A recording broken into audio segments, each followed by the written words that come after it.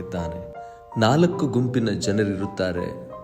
ಮನುಷ್ಯನು ಕಷ್ಟದಲ್ಲಿ ಬಿದ್ದಾಗ ಅವನ ಕುರಿತಾಗಿ ಮಾತಾಡುವವರು. 1ನೇ ಗುಂಪಿನ ಜನರು ಹೇಳುತ್ತಾರೆ, ಅಯ್ಯೋ ಪಾಪ, ಹೀಗಾಗಬಾರ್ದಾಗಿತ್ತು. ಯಾವುದೇ ದೋಷವು ತಮ್ಮ ಮೇಲೆ ತೆಗೆದುಕೊಳ್ಳುವುದಿಲ್ಲ.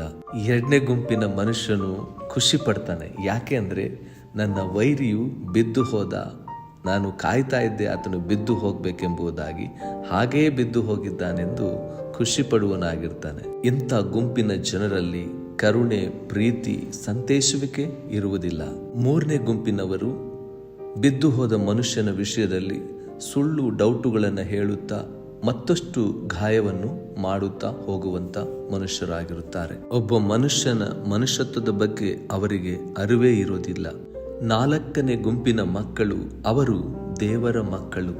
ಇವರು ಕರುಣೆ, ಪ್ರೀತಿ, ಸಮಾಧಾನ ಮತ್ತು